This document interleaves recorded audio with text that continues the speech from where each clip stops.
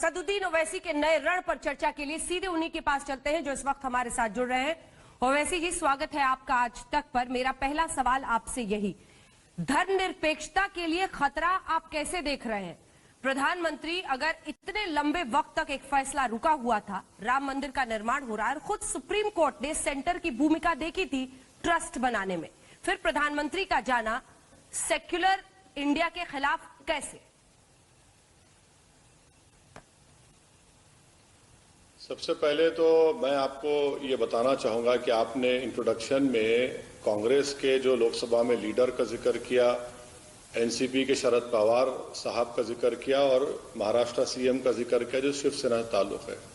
मेरा मानना यह है कि तीनों पार्टियां, शरद पवार साहब तो उस वक्त कांग्रेस में ही थे, ये तीनों पार्टियां बाबरी मस्जिद की शहादत में बराबर की मुलविस हैं। बल्कि जब पूरे देश से अगर मिट्टी जा रही है तो मैं तो ट्रस्ट के लोगों से कहूंगा कि भैया जरा कांग्रेस के हर पॉलिटिकल ऑफिस से भी मट्टी मंगा लीजिए, क्योंकि इन्होंने भी बड़ा रोल अदा किया बाबरी मस्जिद की डिमोलिशन में। और अब आपका जो अहम सवाल है, देखिए मैडम, आप जानते हैं कि 1966 से पहले राम जन्मभूमि का कोई मसला नहीं था। 66 में वीएचपी बनी और 1989 में बीजेपी ने पालमपुर रेजोल्यूशन पास किया। उसके बाद बाजाब्ता राम जन्मभूमि का मसला शुरू हुआ। बल्कि 84 में इंदिरा गांधी के कत्ल से पहले एक रथ यात्रा दिल्ली को आ रही थी। इसमें बीजेपी और शिवसेना का बहुत बड़ा रोल रहा इसको एक इशू बनाने के लिए। और इसमें आप जानते हैं कि पूरे देश में हजारों की तादाद में लोगों की मौत हुई फसादात में।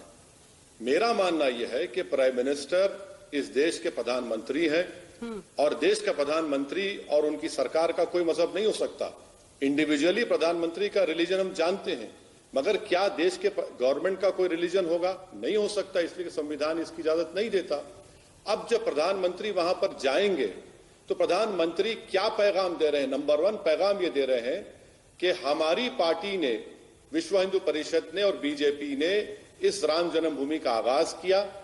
हमारी पार्टी ने शिलान्यास के नाम पर परमिशन लिया और बाबरी मस्जिद को शहीद किया। हमारी पार्टी ने अडवाणी की लीडरशिप में रथ यात्रा निकाली और जहां जहां रथ यात्रा गई वहां पर कम्युनल राइट हुआ। नंबर 1 पॉइंट ये कि प्रधानमंत्री वहां अगर जाते हैं तो प्राइम मिनिस्टर तो पैगाम दे रहे हैं कि हमने अपनी पार्टी की आइडियोलॉजी जो शुरू की थी और उसमें हमने कामयाब हुए। अगर प्रधानमंत्री वहां पर जाते हैं वैसे प्रधानमंत्री, तो मैं तो ये कहूंगा कि प्रधानमंत्री बन के नहीं जाएंगे, बल्कि वो एक कॉन्करर बन के जाएंगे। दूसरी बात यह है कि आप वहां पर जाकर क्या मैसेज देंगे? मैसेज ये देंगे कि मेरा जो रिलीजन है वो सबसे बड़ा है और प्रधानमंत्री अपने रिलीजन को, अपने बिलीफ को पूरे देश पर मुसल्लत नहीं कर सकते। इसीलिए मैंने कहा कि प्रधानमंत्री 6 साल में मेकशिफ्ट टेंपल पर नहीं गए। आपके सवाल में एक और पॉइंट था कि सुप्रीम कोर्ट ने एक स्कीम बनाई। यकीनन सुप्रीम कोर्ट का जजमेंट है, उसके ताल्लुक से हमारी राय आप जानते हैं, मगर क्या सुप्रीम कोर्ट ने कहा कि प्रधानमंत्री को बुला लो? क्या पता सुप्रीम कोर्ट ने कहा? सुप्रीम कोर्ट ने ये तो नहीं कहा ना। इसीलिए अभी भी वक्त है कि प्रधानमंत्री, देश का सेकुलरिज्म कोई इकोनॉमिक पॉलिसी नहीं है कि 500 के 1000 की नोट मैंने मिटा दिया और इकोनॉमिक पॉलिसी को खत्म कर दिया। ये देश का सेकुलरिज्म देश की रूह से जुड़ा हुआ है। और एक बात समझिए आप कि 400 साल तक वहां पर मस्जिद थी और मेरा मानना यह है कि वहां पर मस्जिद आज भी है और कल भी रहेगी। तो इसलिए हम उम्मीद करते हैं कि प्रधानमंत्री अगर वजीद है जाने के लिए तो वो प्राइम मिनिस्टर के रूप में ना जाए, कह दें कि मैं अपनी इंडिविजुअल कैपेसिटी में जा रहा हूं। लेकिन जो आप खुद नहीं करते उसकी उम्मीद आप दूसरे लोगों से क्यों करते हैं? मेरे सवाल को गौर से सुनिएगा। आप कहते हैं कि प्रधानमंत्री अगर जाएंगे तो सेक्युलरिज्म की रूह के खिलाफ होगा, तो आप कौन सा सेक्युलरिज्म की रूह को कायम करते हैं? जब आप खुलकर मस्जिद के पक्ष में बोलते हैं तो क्या आप भी वही नहीं करते? क्या आप जब खुलकर मस्जिद के बारे में बोलते हैं और कहते हैं वही मस्जिद थी, है, रहेगी, मैं अपनी आने वाली पीढ़ियों को बताऊंगा कि 400 साल तक यहां पर बाबरी मस्जिद थी, तो क्या आप उस रूह के खिलाफ नहीं बोलते हैं ओवैसी साहब? नहीं, मैं जो कह रहा हूं वो तो हकीकत है ना। वो तो सुप्रीम कोर्ट ने भी कहा कि destruction of Babri Masjid is national shame. Supreme Court ने यह भी कहा कि उसमें मूर्तियां रखना उस मस्जिद के सैक्रिलेज को खराब करने के बराबर है। सुप्रीम कोर्ट ने यह भी ये तो नहीं कहा ना कि मंदिर तोड़कर मस्जिद बनाई गई। मैं आपका सवाल का जवाब दे रहा हूं। मैं आपका शुक्रगुजार हूं कि आप असदुद्दीन ओवैसी को देश के प्रधानमंत्री के बराबर कर दे रहे हैं। वो एक कॉन्स्टिट्यूशनल अथॉरिटी है, प्राइम मिनिस्टर है इस देश के। प्राइम मिनिस्टर का कोई मजहब नहीं होता, ना उनकी सरकार का होता है। कह दे नरेंद्र मोदी, कह दे कि भाई मेरी सरकार का रिलीजन ये है और मैं इस रिलीजन को मानता हूं, तो आप खत्म कर दीजिए ना संविधान को। असदुद्दीन ओवैसी की पार्टी ने तो 6 दिसंबर को वहां पर किसी की इबादतगाह को शहीद तो नहीं किया। असदुद्दीन ओवैसी की पार्टी ने 22 और 23 दिसंबर 1949 रात के अंधेरे में वहां पर किसी मस्जिद, किसी के इबादतगाह में जाकर नमाज तो नहीं पढ़ी। ये तो फैक्ट है। हमने सुप्रीम कोर्ट को धोखा देकर वहां पर किसी की इबादतगाह को शहीद तो नहीं किया। मगर मैडम, अगर आप मुझे प्राइम मिनिस्टर के बराबर कर रहे हैं तो ये आपकी जर्रा नवाजी है, ये आपकी मैग्नानिमिटी है। मैं आपको सलाम करता हूं, आपने मुझे इतनी इज्जत दी। मैं तो सिर्फ आपके सवाल की ताकत को आंक रही हूं और इसीलिए ये सवाल दोबारा आपसे पूछ रही हूं। नैतिकता का तकाजा कहता है असदुद्दीन ओवैसी जी कि सवाल वो पूछे जो खुद उसको मानता हो। जब आप अपनी आस्था को सरेराह इस तरह से प्रशस्त तरीके से रख सकते हैं, कह सकते हैं कि मैं अपनी आने वाली पीढ़ियों को कहूंगा कि वहां पर बाबरी मस्जिद ही थी, है और रहेगी, तो फिर ऐसे में आप नैतिकता के उस तकाजे पर कहां खड़े दिखाई देते हैं जब आप दूसरों से सवाल पूछते हैं कि ये तो मंदिर मंदिर करते रहते हैं। सवाल ये है। नहीं, आपका सवाल, मैं दोबारा आपने मुझसे सवाल किया, मैं फिर से और क्लैरिफाई करता हूं आपको। असदुद्दीन ओवैसी एक मेंबर ऑफ पार्लियामेंट है। अगर असदुद्दीन ओवैसी जो बात कह रहा है वो फैक्ट पर मुबन्नी है, आप देख लीजिए सुप्रीम कोर्ट के जजमेंट्स में और जितने फैक्ट्स हुए। प्राइम मिनिस्टर ऑफ इंडिया तो नरेंद्र मोदी है। अगर कहीं गलती से असदुद्दीन ओवैसी कभी प्राइम मिनिस्टर नहीं बनेगा, ना मेरी उम्मीद है, ना मेरा ख्वाब है, मगर प्राइम मिनिस्टर का आप तकाबुल कर रहे हैं एक मेंबर ऑफ पार्लियामेंट से, यह बहुत गलत है। इसलिए कि मैं देश का प्राइम मिनिस्टर नहीं हूं। देश का प्राइम मिनिस्टर देश के तमाम हिंदू, मुसलमान, सिख, ईसाई, आदिवासी, दलित और जो मजहब को नहीं मानते उनका प्राइम मिनिस्टर है। वो मेरे भी प्राइम मिनिस्टर हैं। अगर मेरा प्राइम मिनिस्टर ऐसी जगह पर जाएगा जहां पर इन तमाम दिसंबर 22-23 के 49 के वाकयात हुए, 86 में ताले खोले गए, मुसलमानों को बोलने की इजाजत नहीं दी गई, 6 दिसंबर को मस्जिद शहीद की गई और जिन पर मस्जिद डेमोलिशन का क्रिमिनल केस चल रहा है, आप उनको बुला रहे हैं और खुद नरेंद्र मोदी उस बाबरी मस्जिद के, उस राम मंदिर के स्ट्रगल में हिस्सा थे। आप बताइए, आज प्राइम मिनिस्टर होकर वो देश को क्या पैगाम दे रहे हैं? क्या वो न्यूट्रलिटी का पैगाम दे रहे हैं? मैं ये कह रहा हूं कि अगर प्राइम मिनिस्टर जाएंगे वहां पर, वो एक कॉन्करर के रूप में जाएंगे।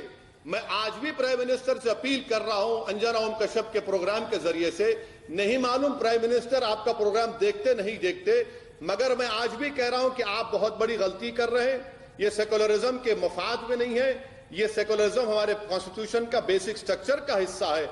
असदुद्दीन ओवैसी जिस दिन अगर कोई मिनिस्टर भी खुदा ना खास्ता मैं बन जाऊंगा, जो कभी नहीं बनूंगा, आप सवाल कर लीजिए। मैं आज भी कह रहा हूं कि देश की किसी सरकार को किसी मजहब के रिलीजियस रिचुअल्स में एक पैसा भी खर्चना नहीं चाहिए। हमारा कोई हिस्सा उससे नहीं होना चाहिए। हमारा कॉन्स्टिट्यूशन ये कहता है कि सरकार होगी वो रिलीजन से ऊपर होगी। रिलीजन सेलिब्रेट करिए, रिलीजन को मानिए, जो नहीं मानता उसको मानिए, मगर प्रधानमंत्री वहां पर जाकर जख्मों पर मरहम नहीं बल्कि और जख्मों में इजाफा कर रहे हैं। वो देश को जोड़ नहीं रहे बल्कि और वहां पर देश में और डिविजन्स पैदा कर रहे हैं। नहीं, जख्मों को तो आप कुरेद रहे हैं। जिस मामले पर देश में एक राय बन गई, एक राय बन गई, क्या नए सिरे से उसे कुरेद नहीं रहे हैं? जब आप बाबरी मस्जिद का बार बार जिक्र करते हैं, जब आप सांप्रदायिकता, माफ कीजिएगा, आप धर्मनिरपेक्षता को खतरा बताते हैं, क्योंकि बीजेपी कह रही है कि आप सांप्रदायिकता फैला रहे हैं इस तरह की बातें करके। पीएम तो हर जगह जाते रहे, वो काशी भी जाते रहे, वो केदारनाथ भी जाते रहे, हर जगह की तस्वीरें हम दिखा रहे हैं। इससे तो देश की धर्मनिरपेक्षता को कोई खतरा नहीं हुआ, ना आपके मस्जिद जाने से, वहां की तस्वीरें दिखाने से खतरा होता है। नहीं, यकीनन प्रधानमंत्री सब जगह गए, मगर मुझे बता दीजिए कि बाबरी मस्जिद और राम मंदिर का जो इशू है, आप जितने अभी मजहबी जगहों की बातें की, क्या उनमें इस तरह का वायलेंस हुआ? क्या उसमें इस तरह का खून बहा मासूम हिंदुस्तानियों का? क्या उसमें इस तरह का फसाद हुआ?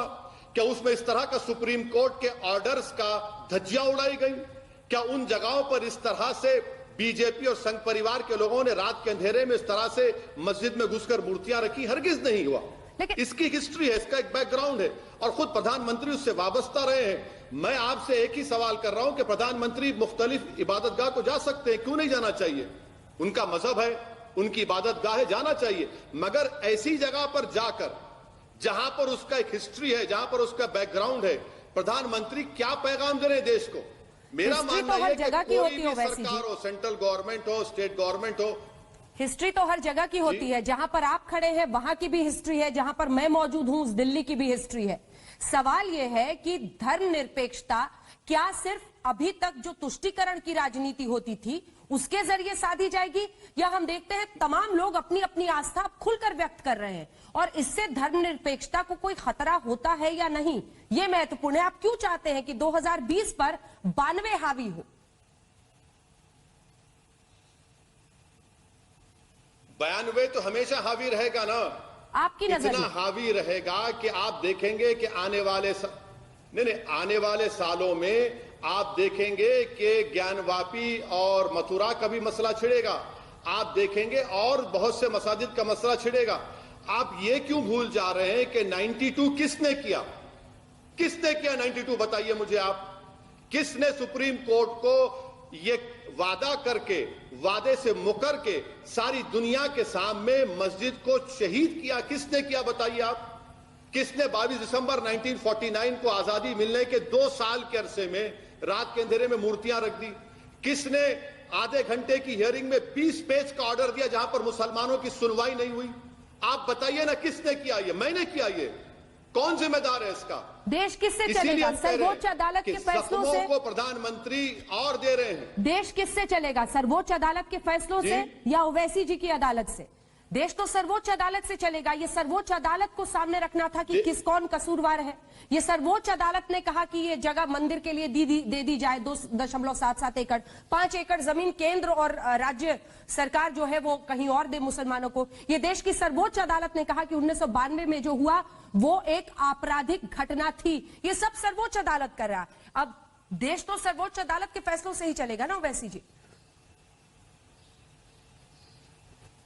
देखिए, देश की सुप्रीम कोर्ट का फैसला आ गया, वो हमारी आखिरी कोर्ट ऑफ अपील है और मेरा मानना यह है कि वो फैसला सही फैसला नहीं था।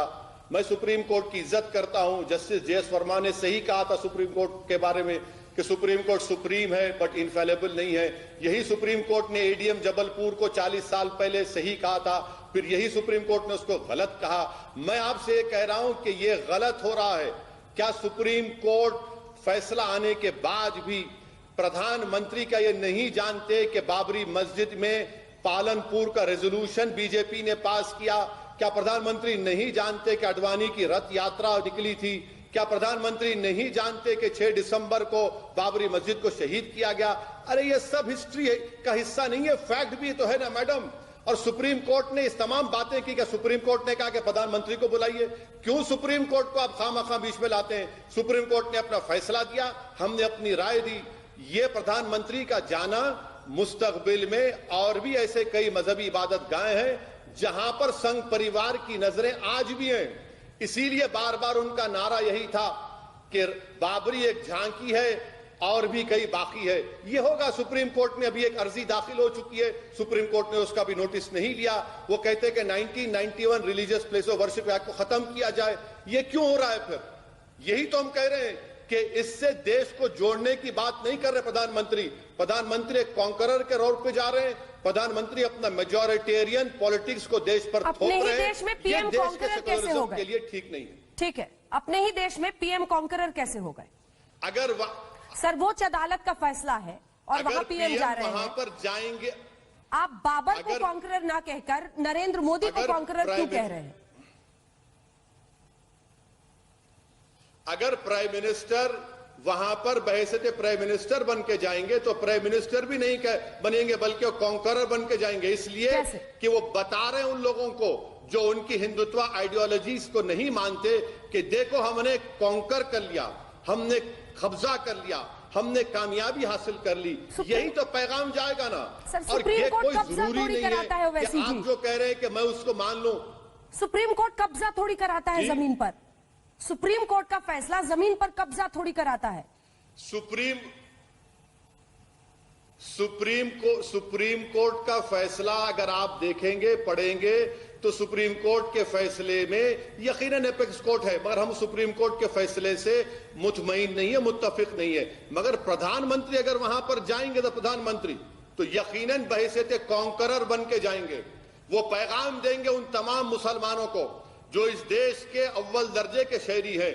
वो पैगाम देंगे उस देश के उन तमाम हिंदुओं को जो आज भी इस देश के सेकुलरिज्म को, गांधी के और अंबेडकर के पैगाम को मानते हैं कि देखो जो चीज हमने 1989 में शुरू की थी, आज हमने उसको कामयाबी हासिल कर ली।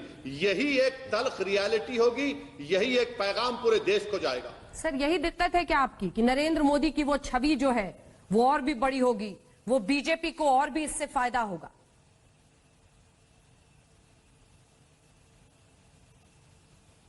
नहीं, मेरी परेशानी संविधान है मैडम, मैं संविधान को बचाना चाह रहा हूं। मेरी परेशानी संविधान से, जिस तरीके से देश चल रहा है ना, तो संविधान की धज्जियां उड़ाई जा रही हैं। 92 में जो हुआ वो तमाम ने देखा, रूल ऑफ लॉ कमजोर हो गया, क्या क्या चीजें नहीं हुई हैं। इसीलिए मुझे संविधान की फिक्र है, मुझे संविधान की हिफाजत करना है। जब मैं बहैसियत एमपी संविधान पर अल्लाह के नाम पर ओत लेता हूं तो मुझे जरूरी है कि मैं संविधान की हिफाजत करने के लिए नरेंद्र मोदी के खिलाफ अगर बोल रहा हूं तो बोलना पड़ेगा। अगर कोई नहीं बोलता है तो वो उनका जमीर उनको अगर गवारा करता है तो वो जाने, मगर मेरा जमीर मुझको गवारा नहीं करता कि मैं खामोश बैठा रहूं कि संविधान की धज्जियां उड़ाई जा रही हैं। इसीलिए मैं आवाज बुलंद कर रहा हूं और मुझे यकीन है कि देश का एक बहुत बड़ा हिस्सा मेरी आवाज को तायीद करेगा। वो सामने आकर नहीं कहेगा, मगर दिल ही दिल में वो जानते हैं कि जो असदुद्दीन ओवैसी कह रहा है वो सच कह रहा है। सर, आपने वैसे इंटरव्यू के लिए टाइम दिया था हमें, लेकिन अगर आपकी इजाजत हो तो सांसद है सुधांशु त्रिवेदी जी, वो हमारे साथ जुड़ रहे हैं और आपकी बात का जवाब देना चाहते हैं। उनकी एक बात का आप जवाब दे दीजिएगा। फिर मैडम मैं आपसे माजरत चाहता हूं। मुझे जिलहज का रोजे रख रहा हूं, मुझे रोजा खोलना है, इसलिए बेहद माफी चाहता हूं। मैं सुधांशु जी बड़े काबिल, बल्कि बीजेपी में एक ही काबिल पढ़ा लिखा आदमी है, मैंने कई मरतबा उनसे डिबेट किया, मगर मैं आपसे माजरत चाहता हूं। ऐसा नहीं है कि मैं जा रहा हूं, बल्कि पहले ही मैंने आपसे कहा था कि मुझे 6:20 को जाने दीजिए, क्योंकि मुझे रोजा है, रोजा खोलना है, इसलिए मैं इजाजत चाहता हूं। फिर कभी इंशाल्लाह जिंदगी बाकी रही तो अंजना ओम कश्यप के प्रोग्राम पे सुधांशु जी से जरूर डिबेट होगी, बहस होगी। ठीक है। एक सवाल मेरा है जो जाने से पहले आपके, और सुधांशु जी की बात बाद में होगी, मैं लूंगी सर आपसे। सर, आप कहते हैं कि मैं देश की संसद में अल्लाह के नाम पर अपना ओथ लेता हूं। आप अपने फेथ को, अपने आस्था को देश के सबसे बड़ी जगह, जो पावर हाउस है, संसद है इस देश की, वहां पर आप ला सकते हैं। वो कम्युनल नहीं होता। लेकिन अगर प्रधानमंत्री अयोध्या चले जाए राम मंदिर के लिए तो वो कम्युनल हो जाता है। ये कितने लोग स्वीकारेंगे? मैडम, बहुत आसान जवाब है इसका। क्या असदुद्दीन ओवैसी दीन इस्लाम को किसी पर मुसल्लत कर रहा है, फोर्स कर रहा है कि यही मेजॉरिटेरियन सही रिलीजन है, इसको मानना पड़ेगा? क्या मैंने ऐसा क्या? नहीं किया। मैंने अगर अल्लाह के नाम पर पार्लियामेंट में बहसत मेंबर ऑफ पार्लियामेंट ओथ लिया, क्योंकि लॉ में इजाजत है उसकी। प्रधानमंत्री ये कह रहे हैं कि मेरा बिलीफ सबसे बड़ा है और मैं उस बिलीफ को सब पर मुसल्लत करूंगा, इंपोज करूंगा। सर, उन्होंने एक बयान नहीं दिया अभी तक अयोध्या पर, एक बयान नहीं दिया है। सुनिए, मैं आपकी मेमोरी को ताजा कर देता हूं। 2014 में मैं पार्लियामेंट में बैठा था, प्रधानमंत्री बहैसियत प्रधानमंत्री पहली स्पीच देते हैं और देश की सबसे बड़ी पंचायत में खड़े होकर कहते हैं कि 1200 साल की गुलामी के बाद हमको सत्ता मिली है। बताइए मैं क्या सोचूं? मुझे तो मालूम है कि 200 साल के अंग्रेजों की गुलामी थी, 1200 साल की गुलामी के बाद सत्ता मिली। वो देश का प्रधानमंत्री जो अंबेडकर के संविधान पर ओथ लेकर आता है, ये जुमला कहा। अब आप बताइए प्रधानमंत्री क्या कर रहे थे? प्रधानमंत्री कोई मिठाई बांट रहे थे? प्रधानमंत्री सरेआम कह रहे थे कि अब यहां से हम अपनी हिंदुत्व की आइडियोलॉजी को सबसे बड़ा समझते हैं और इसको इंपोज करेंगे सब पर। ये एक मिसाल दे रहा हूं आपसे। मैडम मुझे इजाजत आप दीजिए। एक फिर सवाल कभी नहीं इंशाल्लाह नहीं सर, मैं हाजिर होऊंगा, इजाजत दे रही हूँ। एक सवाल आपके सवाल से आ गया है। आप मुगलों को आक्रांता नहीं मानते, आप नहीं मानते कि वो इन्वेडर्स थे, उन्होंने हिंदुस्तान में जो कुछ किया वो लूटपाट से लेकर हर चीज, ऐसा नहीं है। ये इतिहास है कि कई उनमें से ऐसे मुगल राजा थे जिन्होंने यहाँ के लोगों को स्वीकारा, लेकिन ऐसा भी इतिहास है कि उनमें से कई आक्रांता थे, उन्होंने मंदिरों को तोड़ा, उन्होंने लोगों के साथ बुरा व्यवहार किया। उस इतिहास पर आप आंख मूंद लेना चाहते हैं ओवैसी जी? मैडम मैं आपको जो है ना, जो पहली कॉन्स्टिट्यूशन की किताब बनाई गई थी, इंशाअल्लाह ताला मैं जरूर एक तोहफे के तौर पर आपको दूंगा मैं, और उसमें आप देखिए कि उसमें हर एक का पीरियड लिखा हुआ है। जो संविधान बनाने वाले थे, जो हमारे और आपसे ज्यादा अक्लमंद थे, होशियार थे, वो लिखते हैं। और तकलीफ फिर किसकी होती है? यकीनन हर किंगडम में अच्छे और बुरे लोग थे और रहेंगे। मैं आपसे कह रहा हूं कि अगर आप बुद्धिस्ट की किताब पढ़ेंगे तो बुद्धिस्ट लिखते हैं, बड़े बड़े हिस्टोरियन के, उनके बौद्ध के मंदिरों को तोड़ा गया, उनकी इबादतगाहों कौन तोड़े? जैन की इमारतों को तोड़ा गया। मैडम मेरी आपसे एक ही गुजारिश है कि जो लोग इस तरह का सवाल आपके जरिए से मुझसे कर रहे हैं, भाई साहब 1947 में देश को आजादी मिली, इस देश की आजादी में सबने हिस्सा लिया और हमने अपने आप को एक संविधान दिया जिसको बाबा साहेब अंबेडकर ने बनाया, और वो संविधान किसी मजहब को नहीं मानता, वो संविधान तमाम मजहब को सेलिब्रेट करता है। अगर तारीख में आप जाना चाहेंगे तो यकीनन सबने बुरा किया। अब तो ताजमहल को मंदिर कह रहे हैं। बताइए अंजना ओम कश्यप आप क्या कहेंगे उसके बारे में? इसीलिए मैंने आपके प्रोग्राम में कहा था कि ये शुरुआत है, जैसा कि शायर ने कहा था कि लम्हों ने खता की, सदियों ने सजा पाई। चलिए ठीक है, जिस दिन लाइव प्रसारण होगा खोट निकालने के लिए सही लाइव प्रसारण देखिएगा।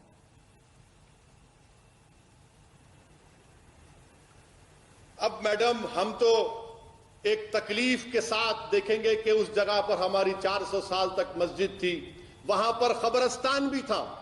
खबरस्तान के ऊपर आप ये काम कर रहे हैं, ये रिकॉर्ड में है, सुप्रीम कोर्ट के जजमेंट में देख लीजिए। मगर मैं आपसे वादा कर रहा हूं, देश से वादा कर रहा हूं कि जब तक ओवैसी जिंदा रहेगा, ये बोलता रहेगा कि वंस अ मस्जिद ऑलवेज अ मस्जिद, बाबरी मस्जिद मस्जिद थी और मस्जिद रहेगी। और बीजेपी और संघ परिवार ने 1992 में बाबरी मस्जिद को शहीद किया। अगर मस्जिद शहीद नहीं होती तो क्या 5 अगस्त का फंक्शन होता? ये हम कहते रहेंगे, ये हमारा जमहूरिया है। आपका बहुत बहुत शुक्रिया। आपने अपना पक्ष रखा। आपकी बातों पर 2 टिप्पणी करते हुए आपसे धन्यवाद कहूंगी, क्योंकि कब्रिस्तान पर मस्जिद आप मानने को तैयार हैं और इसी कोर्ट ने यह भी कहा कि जो स्ट्रक्चर नीचे पाया गया है वो इस्लामिक नहीं है। लेकिन ये तमाम फैक्ट्स हैं जिनको अपने अपने तरीके से तमाम पार्टियां, धन्यवाद आपका ओवैसी साहब।